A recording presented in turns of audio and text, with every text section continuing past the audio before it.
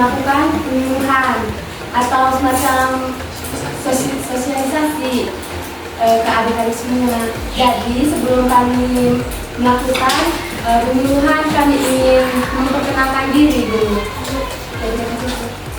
Perkenalkan, nama saya Maria Geraldina Marsulaina Kuku. Adik-adik bisa sapa CC. Saya mahasiswa semester 3 program studi sarjana keperawatan. Perkenalkan, nama saya Kesia Kariti. Saya biasa dipanggil Eka. Saya mahasiswa Unika 1 Paulus Rute, program studi keperawatan. Baik adik-adik, perkenalkan, nama saya Angela Ibrahim Mansur. Adik-adik bisa panggil saya Lani. Saya dari Unika 1 Paulus Rute dari program keperawatan. Baik adik-adik, perkenalkan, nama saya Yohanes Dwi Kurniawan. Adik-adik bisa panggil saya Ike. Saya sekarang kuliah di Unika semester 3. Baik, perkenalkan, nama lengkap saya Agus Musardi, bisa dipanggil Sardi. Saya Universitas Suke, jurusan perawatan. Sudah kenal semua namanya toh?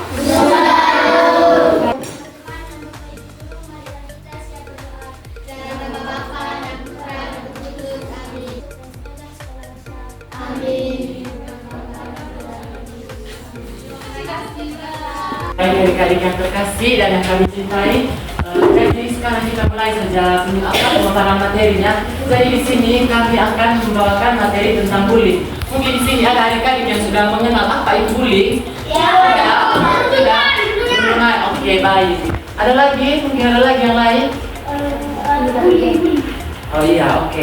Apa yang adik-adik akan mengenali, juga mengatasi dan bagaimana cara mencegah bullying tersebut adik-adik. Selanjutnya, di sini kami akan menjelaskan pengertian bullying. Jadi adik-adik, bullying itu adalah perilaku agresif yang dilakukan berulang kali oleh suatu individu atau kelompok terhadap orang lain yang lebih lemah dengan tujuan merendahkan atau menyakiti. Jadi bullying ini adik-adik sangat bersifat negatif karena bisa merugikan salah satu pihak, sehingga membuat pihak tersebut mengalami kecemasan bahkan depresi. Jadi adik-adik mulai sekarang tidak boleh melakukan perundungan terhadap teman untuk bullying. Untuk bullying itu adik-adik, yang pertama ada bentuk fisik, ya benar sekali kakak Putra. Yang kedua verbal, sosial, dan juga cyberbullying. Iya, benar sekali. Sudah tahu toh adik-adik? Jenis yang verbal itu seperti mengejek, menghina, memberikan julukan. Jadi adik-adik yang masih sering begini kan, ejek-ejek teman, yang kasih julukan ke teman, misalnya, permisi, begini, kau punya muka macam monyet, itu tidak boleh gitu karena itu juga termasuk perundungan atau bullying.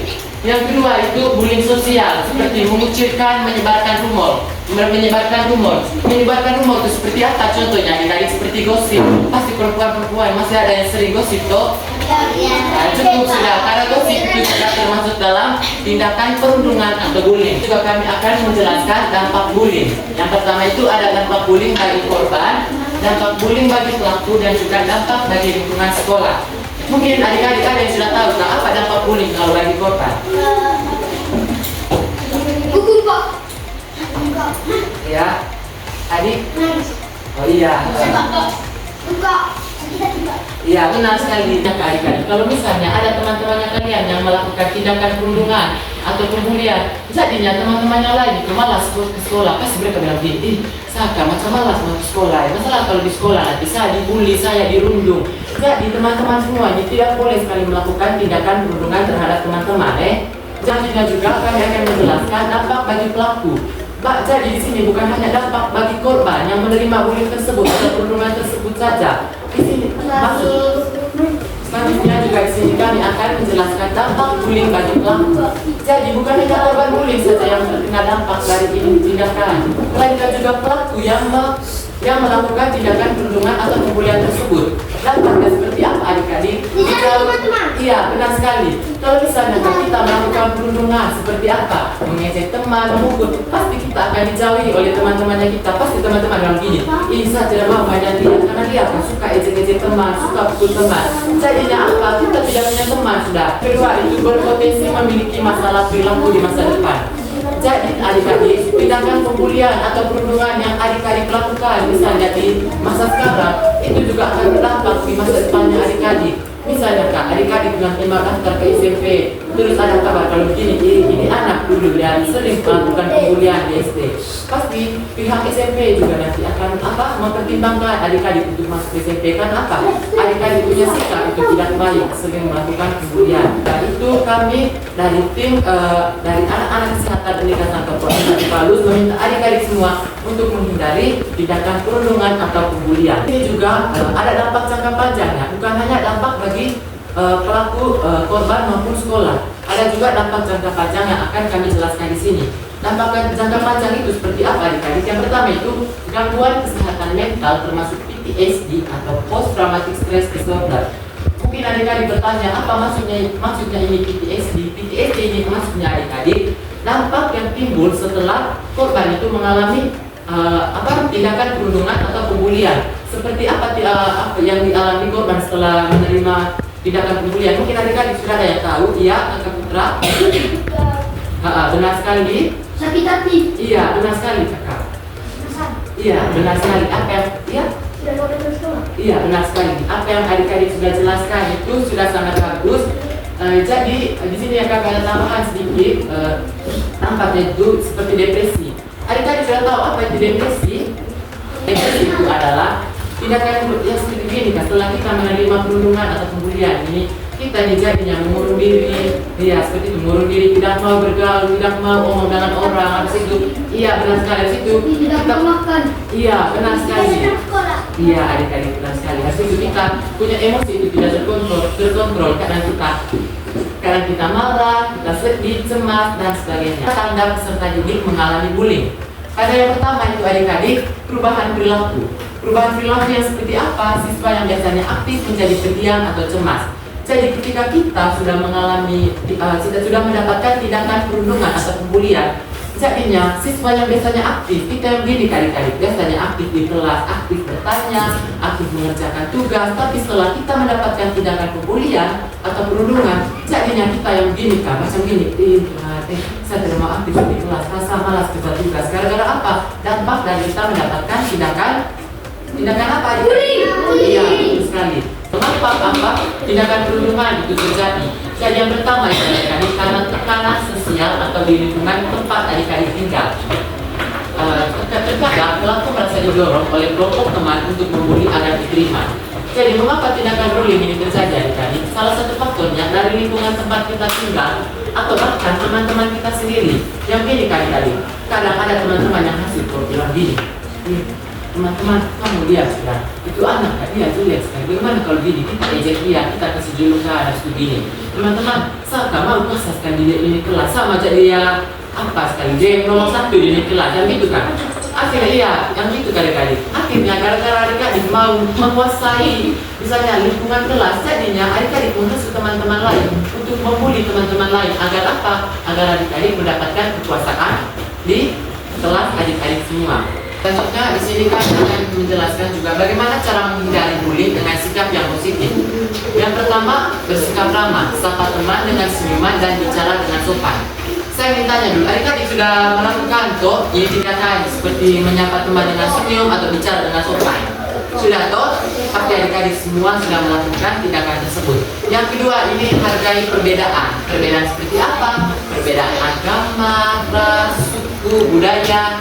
Jadi di sini adik-adik saling menerima perbedaan satu sama lain. Perubahan fisik, misalnya perubahan fisik ini bermacam-macam. Ada adik-adik yang kulit putih, kulit hitam. Jadi semuanya itu adalah adik-adik. Semua itu adik-adik merupakan ciptaan Tuhan yang unik. Jadi kita tidak boleh apa adik-adik? Tidak boleh sombong, tidak boleh membedakan satu sama lain ya adik-adik. Iya betul sekali. Bagaimana cara menghormati dan menghargai teman? Saya ingin tanya-tanya dulu. Tanya dengan adik-adik semua. Adik-adik tahu cara menghargai dan menghormati satu sama lain? Tahu. Oke ya. Ngomong dulu satu-satu. Bagaimana cara? Ya dari sini. Bicara dengan sopan. Iya selanjutnya. Tidak saling mengejek. Iya betul. Di sini juga kami akan menjelaskan bagaimana cara menghentikan dan menghentikan bullying. apa yang harus dilakukan adik-adik semua jika adik-adik mengalami tindakan perundungan atau pembulian? Yang pertama, jika adik-adik dibully, jangan membalas dengan kasar, melainkan tetap tenang dan cari bantuan. Selanjutnya juga, jika melihat teman dibully, coba bantu dengan cara yang aman, misalnya mengajak korban menjauh. Misalnya ada teman-teman yang mengalami bullying, teman-teman bisa membantu teman tersebut dengan cara apa? Merangkul dia supaya menjauh dari si pelaku pembulian tersebut. Dan selanjutnya melaporkan kepada pihak berwenang seperti guru. Yang kedua, laporkan kepada guru, orang tua, atau orang dewasa yang bisa membantu. Adik-adik, sekian materi dari kami.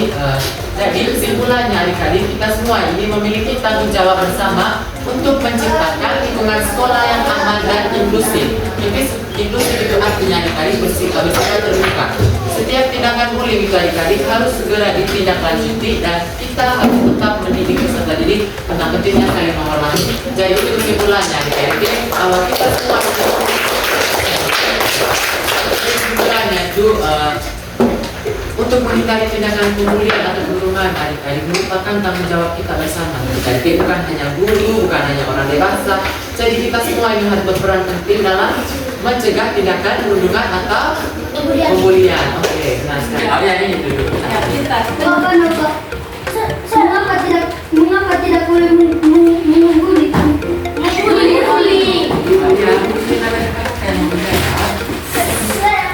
Oke, sabar dulu saja pertanyaan dari orang kecil ya.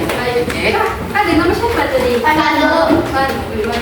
Tanya. Jadi ya simak dulu. Jadi, Mengapa tidak boleh melakukan tindakan pembulian? Baik. Seperti yang sudah dijelaskan oleh Kak Ike tadi. Jadi kita tidak boleh melakukan pembulian karena apa? Takut temannya sedih. Terus ada yang iya, tuh gara-gara akibat dari bully dari pas ada temannya sedih terus menyendiri. Kalau misalnya mana ini kena bully atau kena ejek dari temannya lagi, kau jelek sekali. Pasti nana sedih, tuh nana malu. Itu kenapa tidak boleh melakukan tindakan pembulian?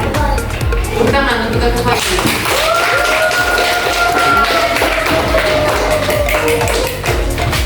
Selanjutnya ya.